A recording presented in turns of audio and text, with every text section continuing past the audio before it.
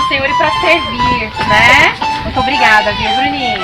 Primeiro agradecer a Bruninha por ela ter vindo. Gente, ela demorou 3 horas para chegar aqui. Ela está conosco, então nós temos que fazer questão de estar com ela. Salva de palmas para a Bruninha, gente. Ela venceu, ela chegou na universidade e eu acho que ela tem bastante a compartilhar e também tirar dúvidas, né, que a gente tem a respeito aí do homeschooling, do processo. E os mais velhos quiserem perguntar também. Daqui a pouco, vou fazer faculdade, quero saber, os adolescentes, né? Também acho que é legal.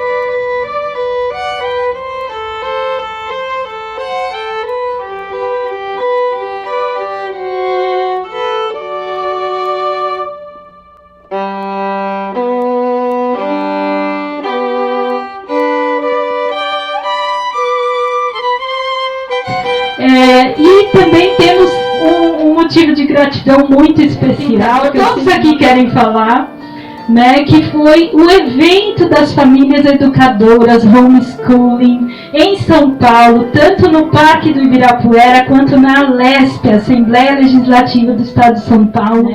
Foi um privilégio muito grande dos nossos pequeninos poderem participar, poderem conhecer novas famílias, mais famílias que verdadeiramente estão em homeschooling, fortalecer todas essas famílias que pretendem educar com liberdade os seus filhos e outras crianças que acolhem, porque nós descobrimos ali outras igrejas, outros pastores que também acolhem crianças e também estão educando no homeschooling dentro de preceitos e padrões bíblicos, formando uma geração de genuínos adoradores para a glória de Deus, separadas, né? Por que homeschooling? Para que elas estejam separadas das doutrinações, dos outros perigos que a sociedade e o ambiente escolar estão impondo cada vez mais, de forma mais pesada e massiva, para guiá-las e instruí-las no caminho de Jesus. Foi muito lindo conhecer outros irmãos e irmãs que, como nós, têm o mesmo chamado. Foi muito bom ter levado a grande parte dos nossos pequeninos para conhecer lugares que a maioria das crianças não tem oportunidade, nem sabem para que serve, né? A casa onde são feitas as leis que regem o governo do Estado. Então, com isso, irmãos, nós estamos confirmando, que o Senhor confirmou de maneira maravilhosa, linda, confirmando que estamos não apenas formando flechas apontadas para o céu, mas, enquanto estivermos nessa terra de passagem, precisamos de cidadãos conscientes, sabedores do seu papel na sociedade, como formadores de opinião, que propagam a luz de Cristo, providos do discernimento necessário para não serem enganados por políticos, nem pelas suas doutrinações, nem vãs sutilezas.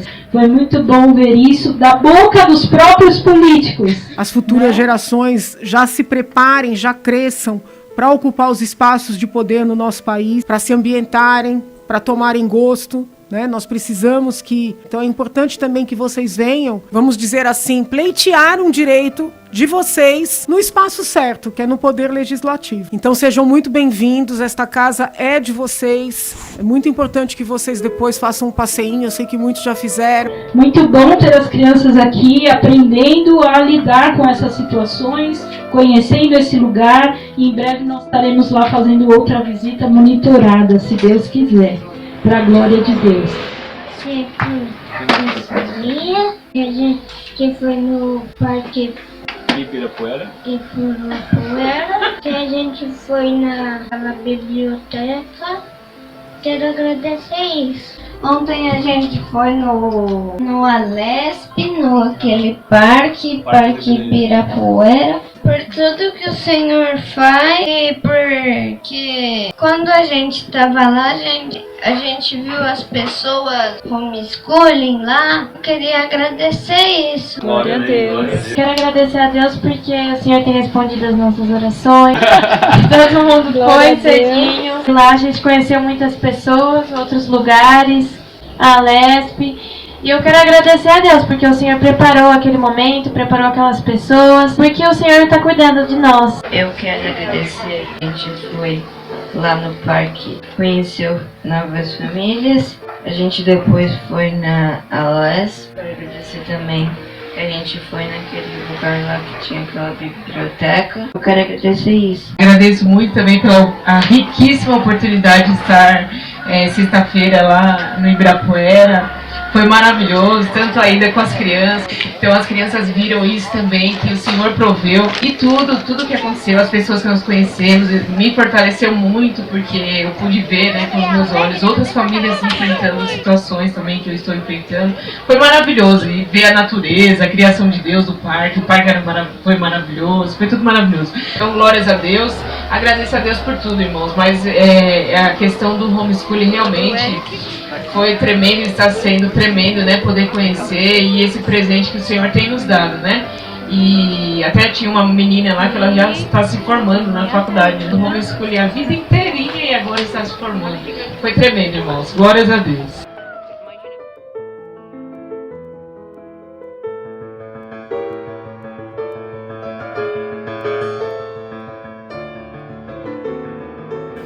Eu sou a Bruna e fui homeschooler desde os meus 10 anos até a minha formação.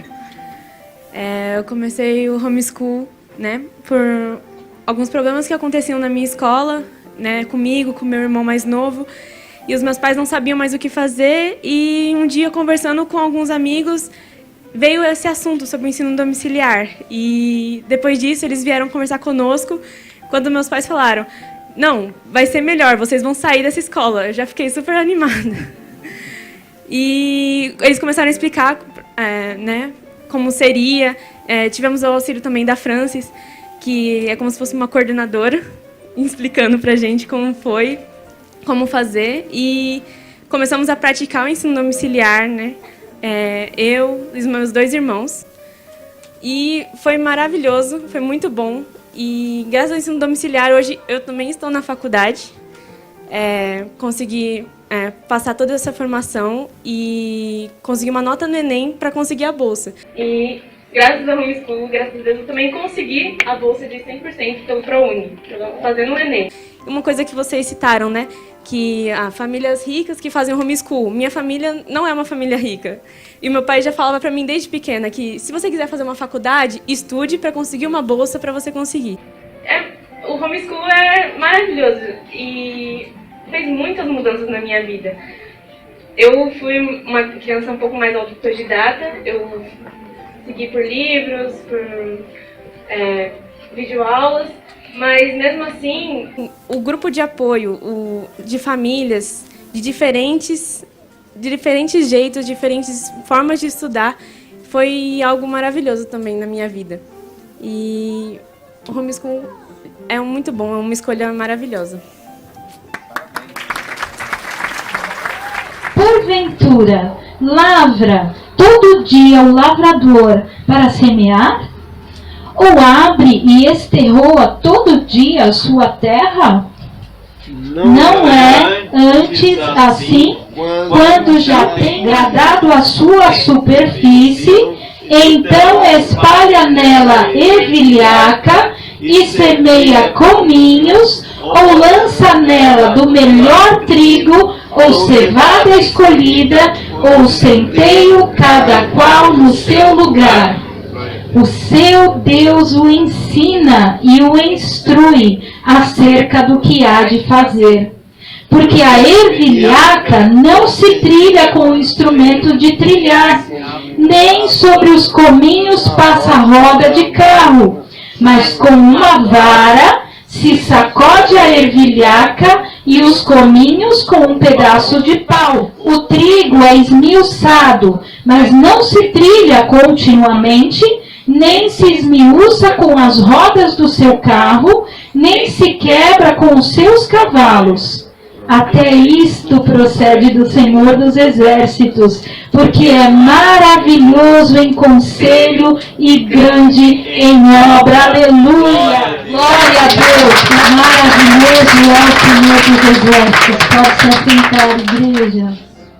Nós não temos nos regozijado, ou seja, não temos nos alegrado suficientemente com a riqueza que a natureza infinita de Deus, que é de eternidade a eternidade, traz para cada um de nós. Essa natureza de eternidade a eternidade traz uma sabedoria profunda que nos instrui em todas as coisas, não apenas espiritualmente, mas se permitirmos, Ele nos instruirá também em todas as coisas da vida prática cotidiana, em todas as ciências, nas coisas das artes e de cada uma das disciplinas. Sabe que a gente costuma ensinar para os nossos filhos que eu precisava compartilhar com os irmãos. Porque ontem nós tivemos, anteontem, um momento maravilhoso e inspirador nesse sentido. Então, se Deus nos instrui e nos ensina, esta é a chave para cada mãe, para cada pai, para toda a educação de seus filhos e de cada criança e de cada um de nós. Deus instrui e ensina. Ele não trabalha com substantivos de multidão somente, mas Ele vai em cada um de nós, na nossa particularidade, nos ensinando conforme nós alcançamos. E Ele faz isso com cada criança especialmente. Ele conhece intimamente a cada um, conhece as nossas necessidades e o propósito dele para cada identidade. O irmão Valdir tem uma identidade em Cristo, o Senhor já tem um propósito para a vida do irmão, assim como tem para o irmão, para a irmã, para todos. Ele tem um propósito específico. Desde antes de nascermos, Ele já sabia o que nós seríamos. Porque Ele é infinito. E o mundo inteiro não é uma escola muito grande para Ele. Mas Ele é capaz de dar a sua atenção infinita o tempo todo a cada um dos seus numerosos alunos. Louvado seja Deus. Essa riqueza é grandiosa demais. E nós não temos louvado suficientemente a Deus por ela. Realmente, nós não temos nos regozijado, nos alegrado no Senhor o suficiente. A grande maioria dos pais ainda nem se deu conta de que pode, na educação dos filhos, contar com isso. Com a instrução do Senhor em cada área, em cada dificuldade. Em cada dificuldade. Se os pais tão somente se entregassem mais ao Espírito Santo, mergulhassem nas Escrituras, meditassem mais, se aprofundassem mais nos ensinos dela, a realidade do Brasil e do mundo seria totalmente outra.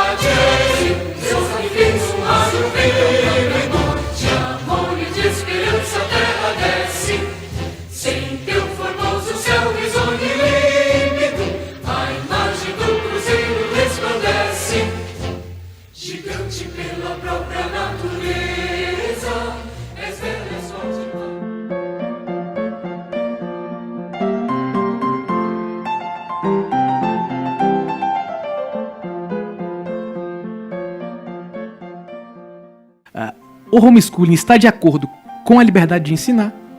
A liberdade de ensinar está na lei de base. O homeschooling está de acordo com a liberdade dos pais de educar os filhos conforme as suas convicções morais, religiosas e filosóficas, que no Brasil é direito supralegal.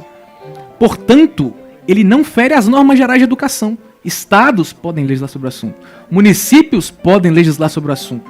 Os tribunais de justiça, portanto, que disseram que as leis que estão saindo são inconstitucionais por esse motivo, estão decidindo errado. Isso tem que ser levado novamente ao Supremo, essa questão, agora em recursos extraordinários. Eu espero que estejam sendo feitos. Declaração Universal dos Direitos Humanos. Artigo 26. Os pais têm prioridade no direito de escolha do gênero de instrução a ser ministrado aos seus filhos. É um direito seu. A família precede o Estado. Historicamente, ela existe desde que o mundo é mundo. É o nascimento de uma nova modalidade de educação, né? Nova, mas antiga, porque nós estávamos aqui primeiro. As escolas chegaram depois. É importante a gente lembrar disso. Culturalmente, é no seio da família que tradições, valores, crenças e etc. são repassados e preservados. É um contrassenso atacar aquilo que nos é fundamental. Socialmente, é por meio dela que grandes civilizações se constituíram. Há ainda aqueles que a querem colocar subalterna ao Estado, esvaziando sua autoridade. Isso é um ataque à nossa Constituição, pois a própria diz que a família é a base da sociedade. Estamos nos autodestruindo? Queremos que a nossa sociedade define? O professor gosta muito de falar, mas eu gosto muito de ouvir, né? Então, eu estou aprendendo muito, mas aprendendo mais com as crianças aqui, que são o mais importante, né? Mas à luz do direito constitucional e dos tratados internacionais, né, que garantem as liberdades individuais, eu sempre sustentei no ambiente acadêmico esse direito. Esse projeto, até porque é o que diz a Constituição Federal, é direito da família, do Estado e da família, dever do Estado e da família. Sobre os professores, na minha formação eu faço curso de fisioterapia. E todos os professores vêm falar comigo perguntando: você estudou aonde? Você fez curso técnico? Você fez alguma coisa assim? Eu falei: não, eu fiz homeschool. E explico pra eles o que é. Todos eles amam a ideia, acham maravilhoso, só que eles falam: mas isso não é pra mim. Mas todos apoiam e gostam, porque eles veem a diferença de alunos interessados, alunos que fazem perguntas e que fazem o trabalho bem feito. Semana retrasada, a gente foi entregar um trabalho e a professora me tirou ponto porque ela falou que o trabalho estava tão interessante que ela perdeu o foco da apresentação. Ela tirou ali alguns milésimos de ponto, mas mesmo assim nós tiramos uma nota alta, o meu grupo. Mas é a diferença, né? Algo que os direitos de liberdade não dependem. De que os direitos da liberdade dependem? De uma abstenção do Estado. Que o Estado não meta o dedo. Né? Para dar alguns exemplos aqui, para ficar claro, vamos lá. Todo mundo entende que não é preciso uma lei que me permita andar na rua, ou que regulamente a forma como eu ando na rua, para que eu possa andar na rua. Porque o meu direito de andar na rua, ele é anterior ao próprio Estado. O meu direito de andar na rua, ele é anterior, antes de um contrato social, antes que alguma espécie de contrato social exista, o meu direito de andar na rua já existe. O meu direito à vida, né? No âmbito do direito à vida, e ele é um direito de liberdade. Ou seja, que o Estado não acabe com a minha vida, né? Que o Estado não me obrigue a tomar algo que acabe com a minha vida. Né? Ou seja, esse direito, ele pré-existe ao Estado. E é curioso que no caso da educação domiciliar tem mais alguns fatores, porque a família é uma instituição que também pré-existe ao Estado. É uma instituição pré-estatal. O direito dos pais de educar os filhos, isso aqui não precisa ser jurista para entender, isso é intuitivo. Educação domiciliar, direito. Muito obrigado a todos. Esse direito não depende que o Estado regularmente coloque uma lei, né, dizendo como isso deve ser feito. Isso é um direito dos pais, conforme as suas próprias convicções, conforme a sua própria cosmovisão, o seu jeito de ver o mundo. Então foi muito bom depois também conhecer lá a grande biblioteca do Centro Cultural Vergueiro. Infelizmente só do lado de fora, e uma próxima vez vamos entrar. Enfim, o Senhor confirmou e testificou de maneiras maravilhosas, porque a palavra de Deus nos instrui. espera que Deus confirme os seus passos. Quando Deus confirma, tudo vai bem. Agora, se Ele não confirma e a gente insiste, as coisas não vão bem. Claro que mesmo Ele confirmando, vem, a peleja é grande, a luta, a batalha. Mas então, imagina se a gente estiver contra o propósito de Deus. É muito bom estarmos no centro da vontade de Deus. E eu quero louvar a Deus por isso. Então, amados, a palavra de Deus. A palavra de Deus é rica e é tudo o que nós precisamos. Quando a gente tem dúvidas em relação à criação dos nossos filhos, é a palavra que responde. Quando a gente tem dúvidas em relação às tribulações que nós estamos passando, a palavra responde. Se a gente tem dúvida, o que eu vou fazer agora? Qual é o passo que eu vou dar? A palavra responde. À medida que nós mergulhamos nela, buscamos de todo o coração, nós encontramos os tesouros das respostas que nós precisamos. Glória a Deus. Então, louvado seja Deus por isso. Então, essa verdade maravilhosa é expressa também nas palavras de um hino lindo que eu gostaria de compartilhar com os irmãos. Santa Bíblia, meu prazer, meu tesouro deve ser. É as verdades lá dos céus, a palavra do meu Deus. Tu me dizes o que sou, de onde vim e aonde vou. Olha a identidade de cada um, o propósito do Senhor para cada um. Repreendes o meu andar e me exortas sem cessar. Alumias o meu pé, fortalece minha fé. És mensagem deste amor que me tem o Salvador. Nunca podes enganar. A palavra de Deus é verdade absoluta. Ela jamais mente. É divino o teu falar. É socorro na aflição quando sofre o coração. Observando o teu dizer, o pecado irei vencer. É tudo o que nós precisamos.